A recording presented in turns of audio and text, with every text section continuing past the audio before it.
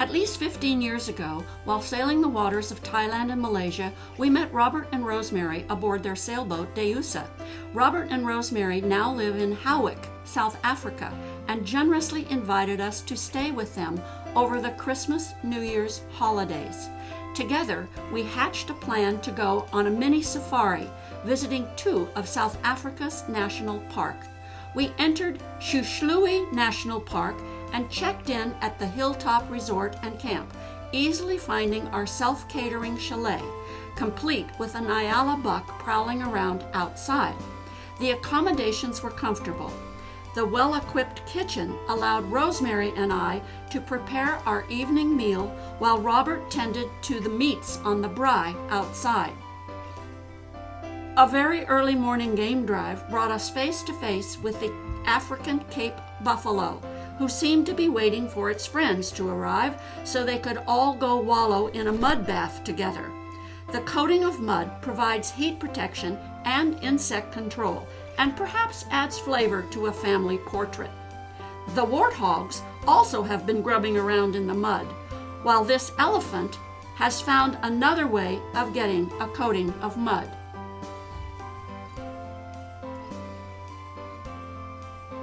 Who has the right-of-way? Mr. Zebra wasn't shy about crossing the road to join the members of its herd munching their way towards a muddy water hole. We saw that zebra and wildebeest often congregated together while they were grazing in grasslands or at the water holes. This was the South Africa spring, and baby animals, particularly the wildebeest, were much in evidence. We returned to our own watering hole for breakfast at the lodge and took a relaxing break out on the patio overlooking this magnificent park. Soon on the road again, this time to encounter a big elephant who decided to have a closer look at us and our vehicle. Quick, roll up the windows. Oh well, I see you are busy eating and maybe a little shy after all. Seen everywhere in the park are the little impala antelopes. These lovely animals are sometimes called hamburger on the hoof because of the distinctive double arch pattern on their rumps.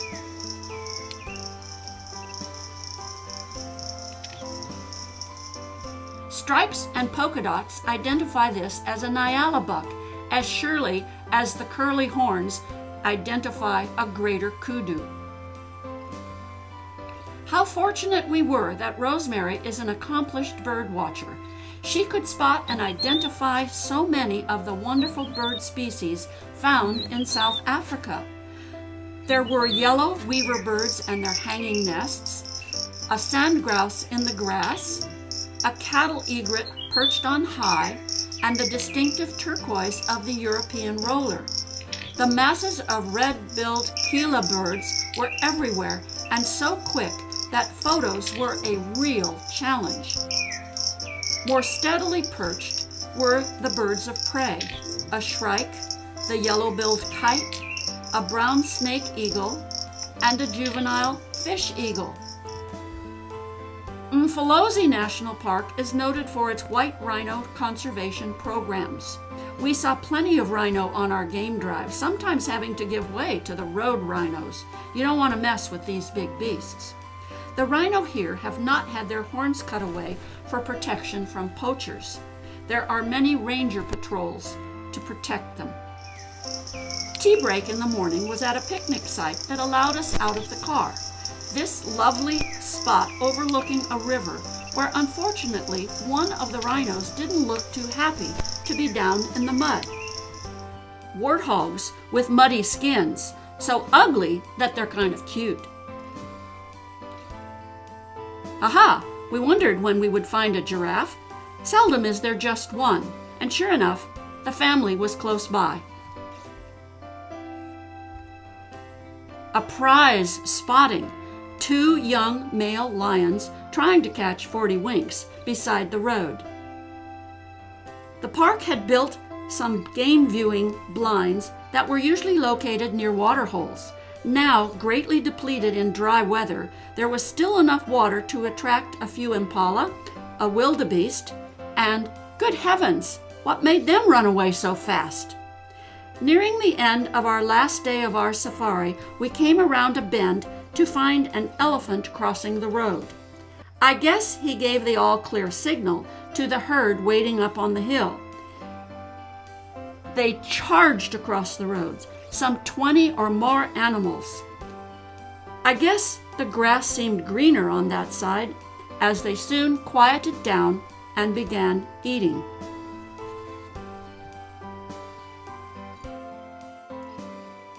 This safari had been so delightful that with Robert and Rosemary's blessing, we went off to Nambiti Private Game Reserve and checked in to Elephant Rock Lodge. We arrived at the lodge in time to help ourselves to cold cuts and cheese and to join the other guests as lunch was being served. We relaxed out on the comfortable viewing deck which overlooked their active waterhole. This afternoon, a large herd of giraffes had gathered to graze peacefully on the bushes and trees there.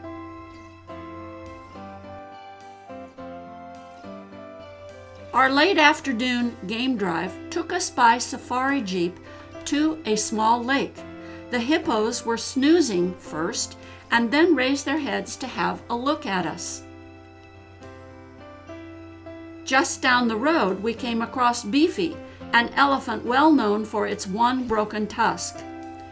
One of the other guests was delighted to see so many species of birds: the ostrich, a secretary bird on its treetop nest, the southern red bishop bird, a pin-tailed whydah bird, and the red-collared widow bird. It seems you never go very far before seeing impala, one of the most common and graceful of Africa's antelope. You rarely see them alone. The males, which have the horns, form small bachelor groups, while the females gather in larger herds for protection. Zebra, too, are often found in groups, while all the blending of the stripes makes it very hard for predators to pick out individual animals. Wildebeest also choose to live in herds for defense from their enemies. Warthogs usually run around in family groups and have an interesting practice of kneeling down to eat the short grasses. The black-backed jackal, which mates for life, primarily feeds on insects, small rodents, and such. All of us on safari were feeding on crunchy snacks that went well with our beer or wine cocktails in the soft evening twilight. Stephanie was our driver, ranger, guide, and did a brilliant job of finding animals and birds for us. Just as the last light was fading, we came across a lion sniffling around and shifting about and possibly on the trail of some kind of prey. For us, it was back to the lodge and our private chalet, so comfortable it was almost a shame to leave it, at 5:30 in the morning, mind you, for the morning game drive with Stephanie. This was a good time to catch some of the more cautious animals, like the nyala, shyly active in the early morning light. These are females, no horns. Actually, the males are a very different looking animal and often are confused with this curly horned kudu. Giraffes were also up and about early. Their long necks enable them to eat the high leaves at the top of the trees that other animals cannot reach.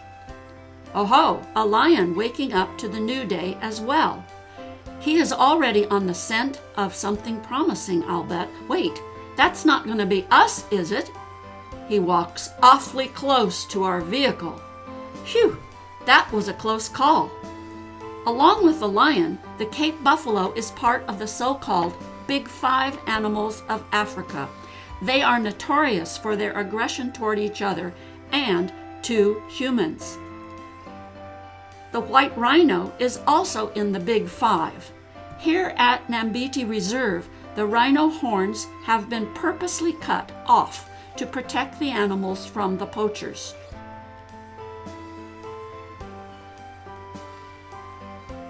Swallows darting around after insects at the pond reminded us to take note of some of the other birds around the waterside. Here are helmeted guinea fowl, a hammerkop, a yellow-billed stork, a crested falcon, and the large gray heron. Although we did have a good laugh at the rose petals gracing the edge of our lap, it was our last night, and we realized we had had a wonderfully rewarding experience on safari at Nambiti Private Game Reserve and Elephant Rock Lodge.